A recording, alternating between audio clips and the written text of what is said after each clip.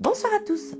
Chaque partie du monde possède ses légendes urbaines, que ça passe par les maisons hantées ou par des personnages terrifiants que l'on appelle devant un miroir. Bien entendu, toutes ces histoires n'ont aucune preuve scientifique ni aucune valeur, mais elles relèvent parfois de faits bien réels. Mais quelles sont donc ces deux fameuses histoires, ces deux légendes urbaines ? Peut-être les avez-vous entendues, ou peut-être jamais. Quoi qu'il en soit, il y a plus de vérité à l'intérieur de celles-ci que dans bien d'autres mythes. Restez avec nous, c'est une nouvelle émission, c'est un nouveau JTR.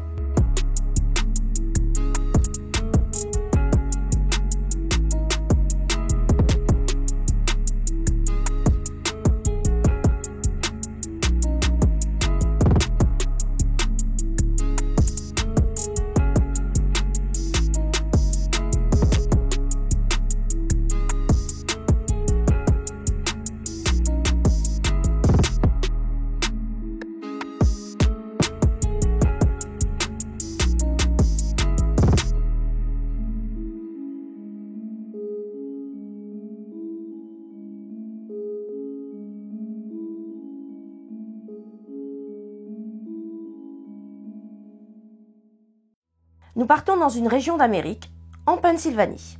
Pour rappel géographique, la Pennsylvanie, un état du nord-est des États-Unis, est l'une des 13 colonies qui donnèrent naissance aux États-Unis eux-mêmes. Elle présente de paysages variés avec de vastes étendues de terres cultivées, des forêts nationales et encore des montagnes. L'Independence Hall, ou la déclaration d'indépendance, a été signée et la Constitution adoptée, et la Liberty Bell, qui tient une grande famille dans cet état depuis des générations, Symbole pérenne de la liberté américaine, témoigne de la riche histoire de Philadelphie, la plus grande ville de l'État de Pennsylvanie.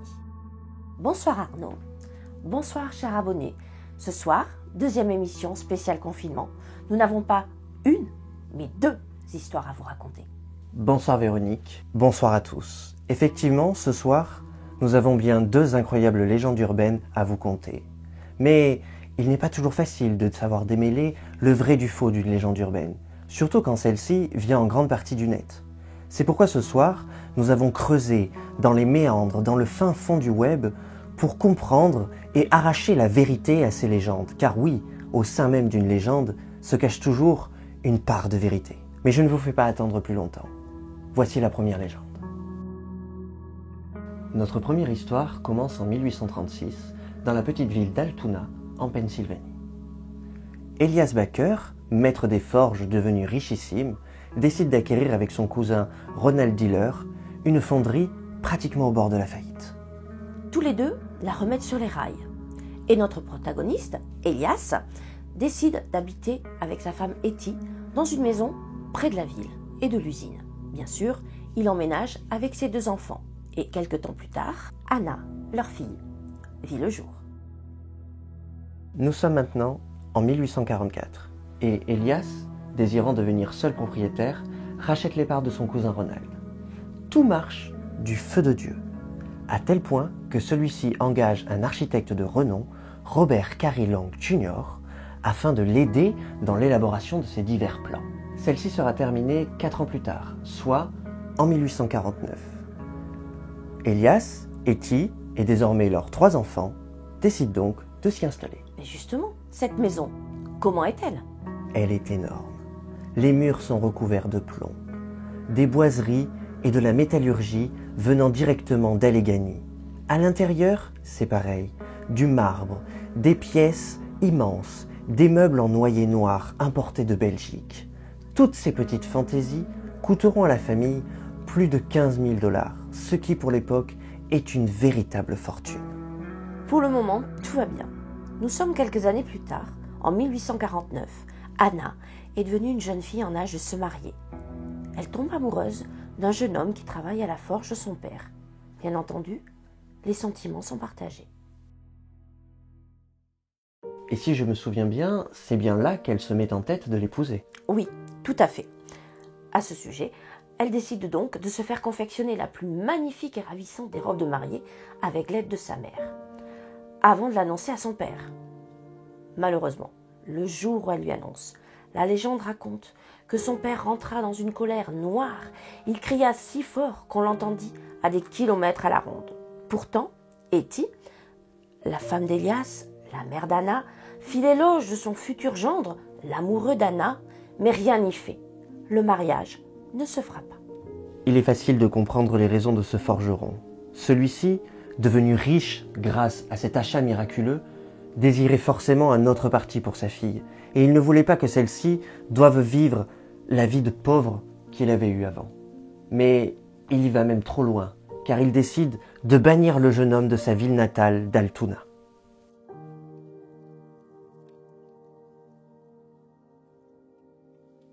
Mais qu'en est-il d'Anna dans cette histoire ?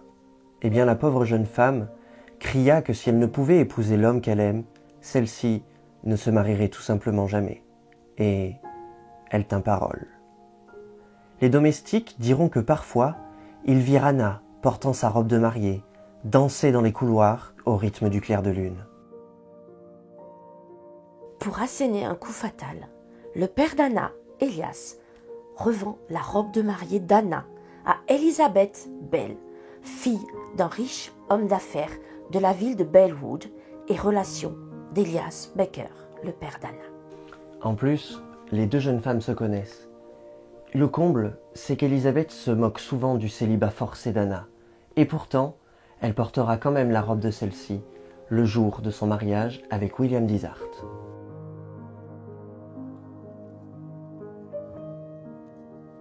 Anna, qui eut le cœur brisé, ne pardonnera jamais à son père. Celle-ci sera la dernière à vivre dans la maison, et c'est le cœur rempli d'amertume qu'elle décéda en 1914. Tout ce bonheur et tout cet argent pour finir sur une véritable tragédie. Malheureusement oui, et le manoir restera fermé jusqu'en 1922, date à laquelle la Société historique du comté de Blair rachète le manoir. Cette même société décide d'en faire un musée et rachètera quelques années plus tard la fameuse robe de mariée ainsi que les chaussures et décide tout simplement de les installer dans la chambre que fut celle d'Anna, notre amoureuse en colère et amère. Afin que le précieux tissu de la robe ne s'altère, le musée décide donc de la suspendre dans une vitrine dans la chambre d'Anna. Et c'est à partir de ce moment-là que les phénomènes paranormaux commencent. Aujourd'hui exposée donc dans un musée, parfois on aperçoit la robe ballottée d'avant en arrière dans sa vitrine, sous le regard ébahi de tous les visiteurs. Certains diront qu'il s'agit d'Anna, furieuse de se voir ainsi exposée. D'autres pensent plutôt qu'elle veut récupérer sa robe, car après tout, elle est à elle, même si elle ne put jamais la porter. Et bien évidemment, les plus sceptiques parleront eux de courant d'air. Les visiteurs rapportent avoir vu une femme les observer pendant qu'ils regardaient la robe dans la vitrine. Certains disent même que les soirs de pleine lune, la robe se balance à droite, à gauche, comme si une femme, une force invisible, essayait de retenir la robe. Les gens du musée, inquiets, décident alors de mener une enquête. En fait, les nuits de pleine lune et celles d'Halloween, la robe s'agite si violemment qu'elle menace de briser sa vitrine. Mais voici bien le plus étrange. L'équipe du musée décide alors de placer des caméras dans la chambre où la robe est exposée. Et le résultat est effrayant. La robe bouge de façon claire et déterminée, même s'il n'y a personne au sein de la pièce. Depuis cette enquête, probablement par crainte, peut-être de réveiller quelque chose, la robe de mariée n'est plus exposée. Officiellement, pour la protéger de la lumière et des polluants atmosphériques, officieusement, pour qu'elle ne brise pas la vitrine.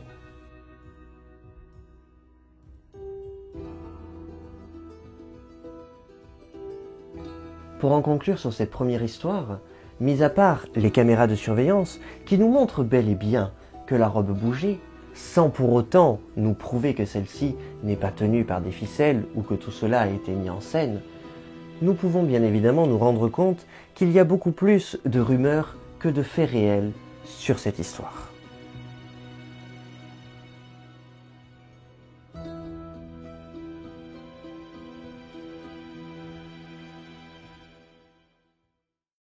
Maintenant, nous allons pouvoir passer à la seconde histoire, qui est, elle, bien plus sombre, aussi bien dans son récit que dans les faits réels. Tout à fait, cette histoire est en effet bien plus connue. Peut-être même la connaissez-vous déjà, mais connaissez-vous les faits réels cachés derrière cette sombre histoire? Celle de Charlie No Face.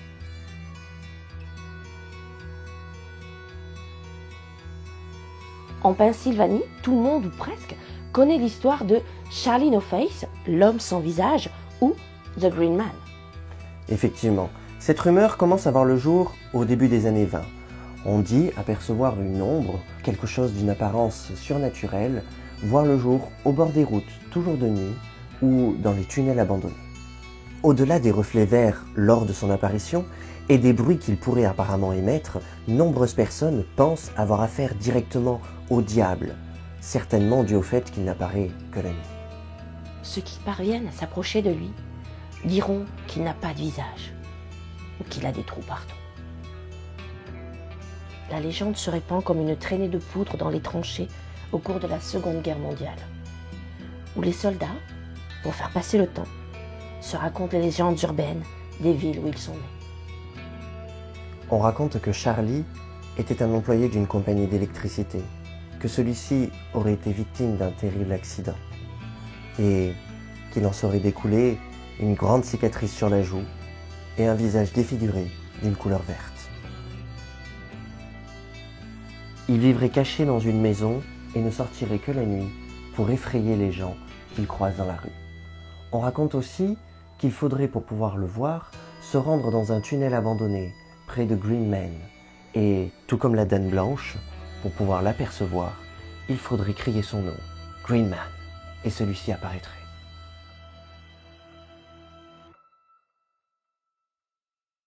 Ce qu'il faut savoir, c'est que malheureusement, la légende de Pennsylvanie est bien réelle. En effet, l'homme sans visage a bel et bien un nom. Il s'appelle Raymond Ray Robinson. Et très loin de cette sombre rumeur, cet homme avait sa propre histoire. En effet, né en 1910, Raymond Ray Robinson a voulu, le jour de ses 9 ans, prendre un nid d'oiseau.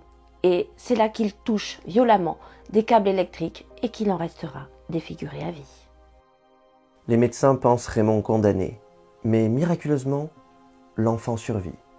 Enfin, c'est un bien grand mot. Les conséquences sont terribles. Celui-ci perd ses 2 yeux, son nez, une oreille et un bras.